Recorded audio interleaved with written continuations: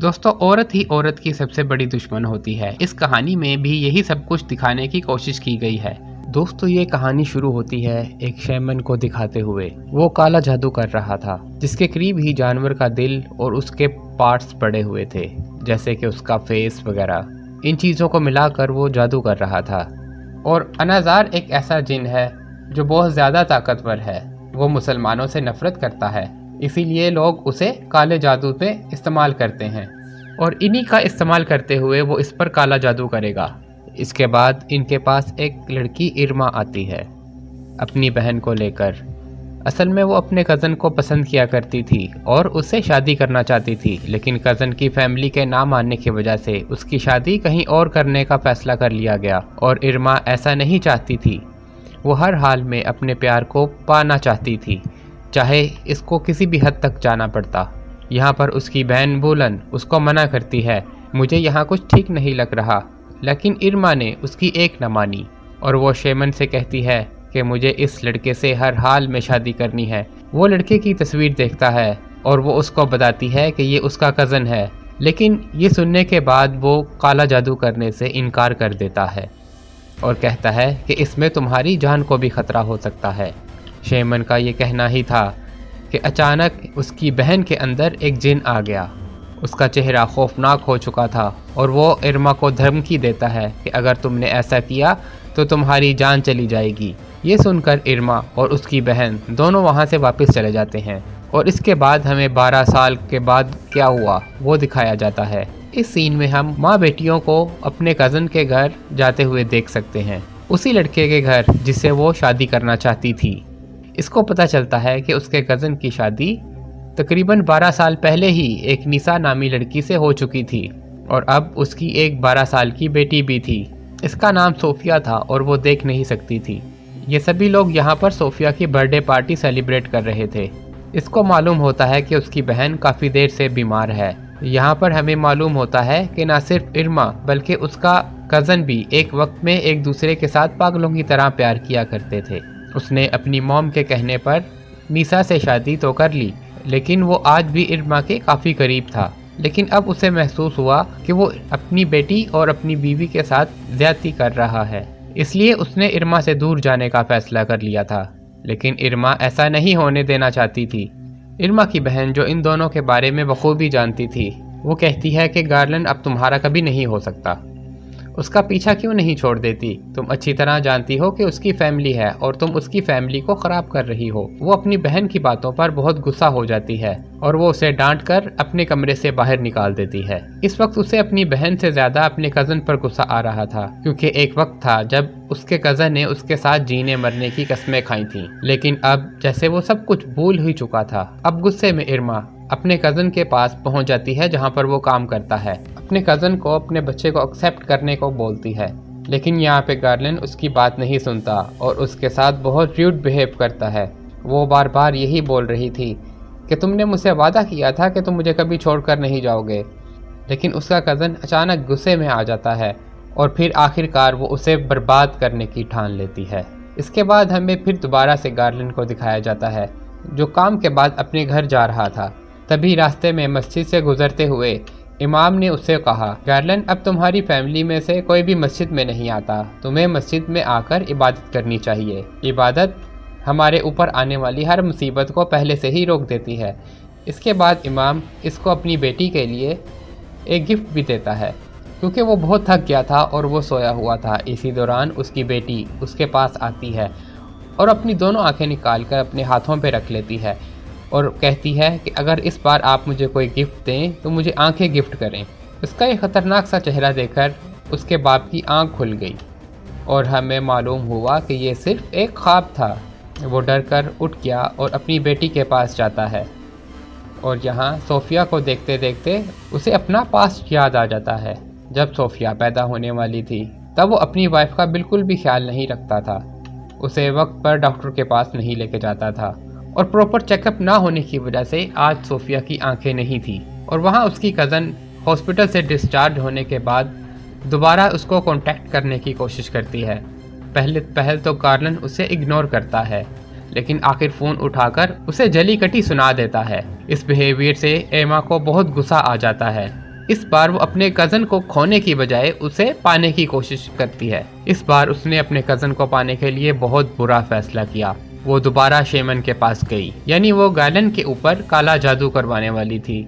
हालांकि इससे पहले उसको अपने कज़न की बेगम और उसकी बेटी से कोई प्रॉब्लम नहीं थी, क्योंकि वो अपने कज़न की बेटी से बहुत प्यार करती थी। लेकिन अब उसके कज़न की बिहेवियर ने उसे यहाँ तक पहुँचा दिया था। वो काला जादू करने वाले से कहती है, इस काम के लिए आप मुझसे जो मर्जी कीमत मांग ले, मैं आपको देने को तैयार हूँ, लेकिन अब मुझे गैलन जिंदा चाहिए। इस पर काला जादू करने वाला आमिल बोलता है, देखो तुम मेरी बात नहीं समझ रही, ये काम बहुत ज़्यादा खतरनाक है। लेकिन इरमा को इसकी कोई परवाह नहीं थी और इसके बाद वो अपने और अपनी बहन की ज्वेलरी लाकर काला जादू करने वाले को दे देती है। ये सब देखने के बाद वो लालच में आ जाता है और उसकी माँ भी अपने बेटे को काला जादू करने के लिए कह देती है और अपनी माँ के कहने पर वो काला जादू करने पर राज़ी हो जाता है और फिर इरमा को बताता है कि इस दुनिया में बहुत किस्म के जिन होते हैं और इसमें एक किस्म है अनरसार की, जो कि काफिर जिन्नात होते हैं, जो कि मुसलमान जिन्नात से और इंसानों से बहुत नफरत करते हैं और इन्हीं का इस्तेमाल करते हुए वो इस पर काला जादू करेगा।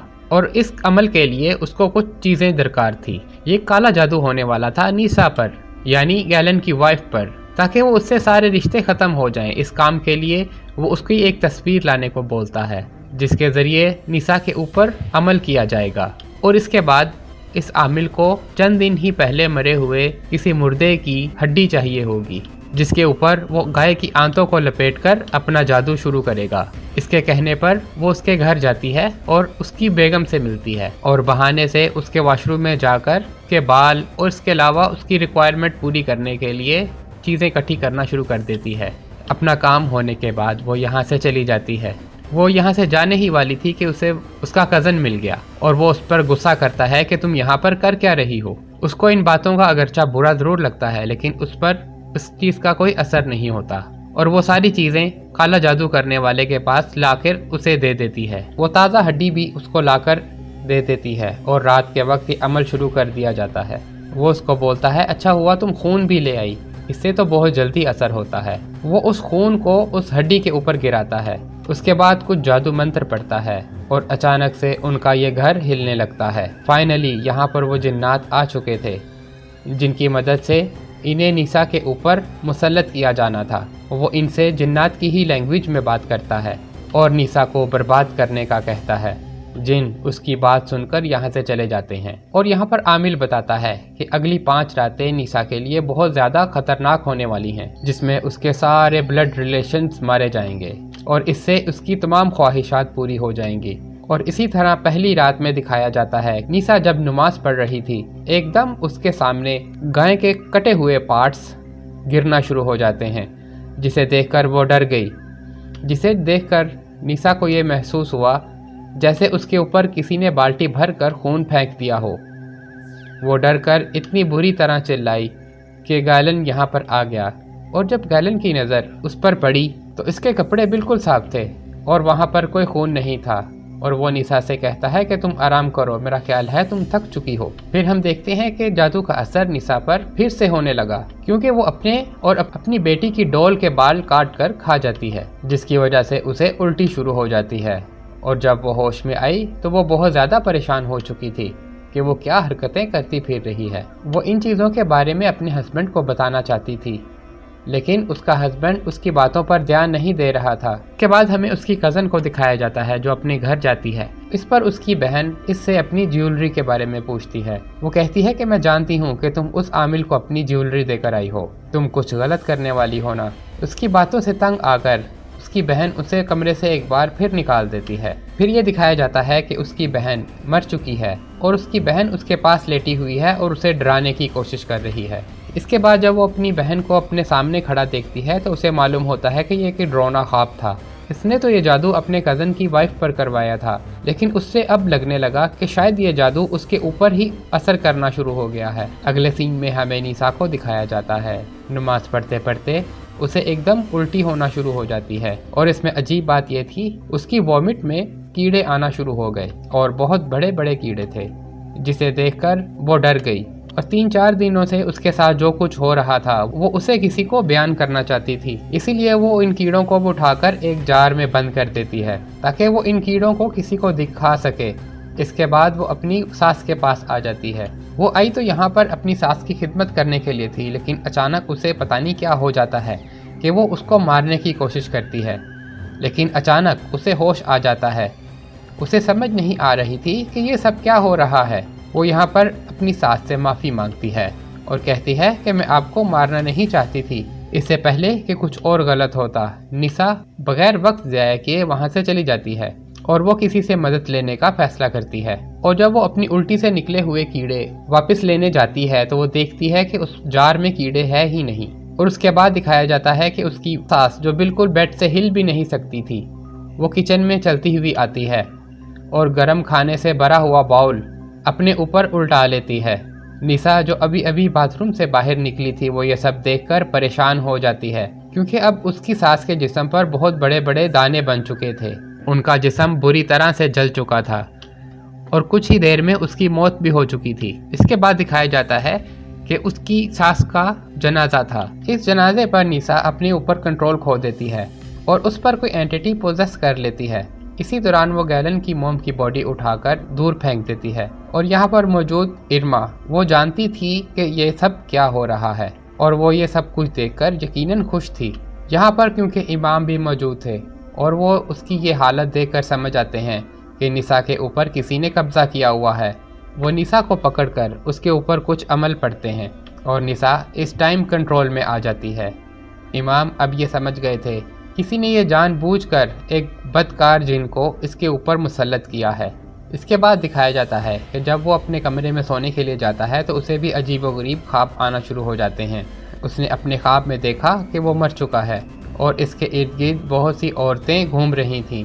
ये देखकर वो डर गया और फ़ौरन इमाम के पास गया। सारी बातें इमाम को बताने के बाद इमाम जवाब देते हैं कि मैं पहले ही समझ चुका था कि वो किसी शैतानी जिन के कब्ज़े में है। इसका नाम है अनाज़ार और अनाज़ार एक ऐसा जिन है जो बहुत ज़्यादा ताकतवर है। वो मुसलमानों से नफ़रत करता है, इसीलिए लोग उसे काले जादू पे इस्तेमाल करते हैं। इमाम कहते हैं कि निसा का इलाज हो सकता है, जिन कितने भी ताकतवर क्यों ना हो, लेकिन अल्लाह सबसे ज़्यादा ताकतवर है। अल्लाह से ही मदद मांगते हुए हम निसा को मुकम्मल तौर पर ठीक करने की कोशिश करेंगे। वो यहाँ उसको अपनी वाइफ के लिए एक दम किया हुआ पानी देता है और उसको पिलाने के लिए बोलता है और उसको कहता है कि किसी तरह तुम उसको मस्जिद की बैक साइड पर लेके आ जाओ। जैसे ही वो घर जाता है वो देखता है कि उसकी वाइफ चिल्ला रही है क्योंकि उसकी सास उसे ख्वाब में आकर डराया करती थी। इसके साथ ही वो मौलवी साहब का दिया हुआ पानी उसके मुंह पर गिरा देता है। इस अमल से इसको बहुत दर्द होता है। इसकी हालत को देखते हुए गैलन को बहुत ज़्यादा बुरा लग रहा था क्योंकि गैलन के पास उसकी बेटी और वाइफ के अलावा और कोई नहीं था। वो प्यार से निसा को यहाँ पर सुलाकर कुरान पाक की तिलावत लगाकर यहाँ से चला जाता है, लेकिन उसके जाते ही यहाँ से रेडियो बंद हो जाता है और निसा को जिन्नात ने बुरी तरह काबू में कर लिया। अब तो उसकी आंखें भी अजीब हो चुकी थी और उसके होंठ दांत काले हो चुके थे। वो खुद एक जिन की तरह दिखने लगी थी।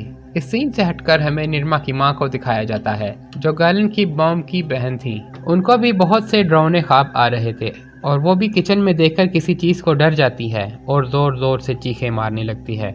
इसके बाद वो पागलों की तरह अपने किचन में बड़े बर्तनों को तोड़ने लगती है और उन्हीं बर्तनों का कांच खाते हुए उनकी वहाँ पर मौत हो जाती है। अपनी मॉम की मौत से निरमा बहुत ज़्यादा परेशान हो जाती है। वो जान चुकी थी जो उसने जादू करवाया है कहीं ना कहीं उसका असर उसकी अपनी फैमिली पर भी होता जा रहा है। इससे पहले कि कुछ और बुरा होता, वो अपनी बहन को सब कुछ सच सच बता देती है कि हाँ, उसने शैमन से ही मदद ली थी। उसने शैमन से जादू करने का बोला था, लेकिन शैमन ने कहा था इस अमल के बाद सारी मौत निसा के घर पे होगी, उसके सब ब्लड रिलेशंस मर जाएंगे। लेकिन यहाँ पर तो काम उल्टा ही हो गया। यहाँ पर अपने उसके खूनी रिश्तेदार मर रहे थे, जैसे कि उसकी मॉम और उसकी मॉम की बहन यानी इसकी खाला। अब इसके बाद इसकी बहन बची थी, लेकिन वो उसको समझाने की पूरी कोशिश करती है कि मैं सब कुछ ठीक कर दूंगी, परेशान मत हो। इसके बाद हमें दिखाया जाता है वो शख्स इमाम साहब के कहने पर अपनी बेगम को मस्जिद की बैक साइड पर लेके जाने की कोशिश करता है। امام نے انہیں کہا تھا کہ تم فکر مت کرنا، اللہ ہماری مدد ضرور کرے گا اور ہم اس جن کو ہرانے کی پوری کوشش کریں گے۔ اور نیسا کو اپنے گھر لینے کے لیے چلا جاتا ہے، اور وہ جیسے ہی گھر جانے لگتا ہے اس کی کزن ارما اس کو راستے میں مل جاتی ہے اور وہ اس کو سب کچھ سچ سچ بتا دیتی ہے۔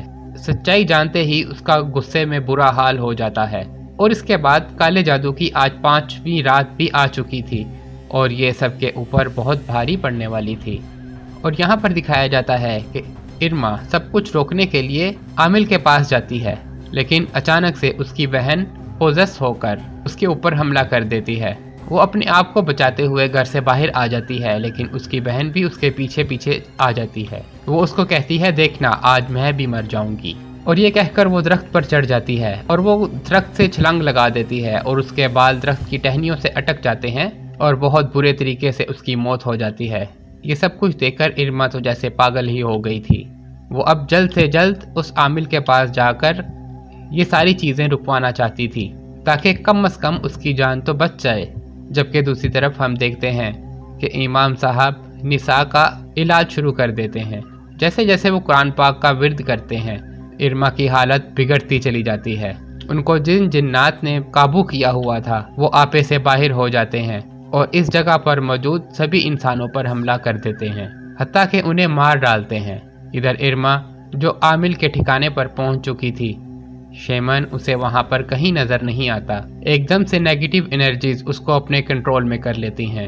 اس کا جسم اکڑ جاتا ہے، ہڈیاں مڑ جاتی ہیں، کمر ٹوٹ جاتی ہے، اور ایسے ہی ایک ایک کر کے اس کی ساری باڈی ٹوٹ جاتی ہے، اور یہاں پر اس کی برے طریقے سے موت ہو جاتی ہے۔ اور یہاں پر نیسا بہت سے لوگوں کو مارنے کے بعد اب گائلن کو بھی پکڑ چکی تھی۔ اس سے پہلے کہ وہ اپنے ہسبینڈ کو بھی مار دیتی، امام صاحب اسے بے ہوش کر دیتے ہیں۔ اسے بے ہوش کرنے کے بعد بھی وہ لوگ دیکھتے ہیں کہ یہاں پر سارے برے کام ویسے ہی چل رہے تھے۔ جیسے ہی وہ امام کی نظر صوفیہ پر جاتی ہے، یعنی نیسا کی بیٹی پر، جو جادو اپنے کزن کی وائف پر کروانا چاہتی تھی۔ جادو تو نیسا کے اوپر ہوا ہی نہیں تھا، بلکہ صوفیہ کے اوپر ہو گیا تھا، اور جنہوں نے صوفیہ کو ہی پوزس کیا ہوا تھا۔ اس کی وجہ یہ تھی کہ ارما نے واش روم سے جو خون اور بال اٹھائے تھے وہ نیسا کے نہیں بلکہ صوفیہ کے تھے۔ اسی وجہ سے نیسا کی بجائے صوفیہ کے سارے گھر کے ریلیٹیوز مارے گئے تھے، جس میں ارما کی فیملی بھی شامل تھی۔ جیسے ہی وہ اپنے باپ کو مارنے لگتی ہے، گیلن اس کا باپ اس سے معافی مانگتا ہے، لیکن وہ صوفیہ اس کو معاف نہیں کرتی اور بے رحمی سے اپنے ہی باپ کو مار ڈالتی ہے۔ یہاں جب امام نیسا کو چھوڑ کر صوفیہ کے اوپر کچھ قرآنی آیات پڑھتا ہے تو یہ عمل کام کر جاتا ہے اور جن صوفیہ کو چھوڑ کر چلے جاتے ہیں۔ یہ حقیقت اگر ان کو پہلے سے معلوم ہوتی کہ جادو اصل میں صوفیہ کے اوپر نہیں تو یہ کافی لوگوں کو بچانے میں کامیاب ہو جاتے، پر افسوس، لیکن اب تو بہت سے لوگ مر چکے تھے۔ کہانی کے آخر میں دکھایا جاتا ہے کہ اب نیسا زندہ ہے لیکن بہت ہی بری حالت میں ہے۔ وہ ہاسپٹل میں ایڈمٹ ہے۔ اس کے پاس صوفیہ آتی ہے۔ اس کی حالت ابھی بھی بہت خراب تھی اور اس کا خوفناک چہرہ یہ بتا رہا تھا کہ ابھی بھی جنوں نے اس کو پوزیس کیا ہوا ہے۔ کچھ ہی دیر میں اس کی بیٹی اس کے پاس آتی ہے اور اس کے پاس کھڑی ہو جاتی ہے، جس کا مطلب یہ تھا کہ وہ اپنی ماں کو بھی مارنے کے لیے آئی ہے۔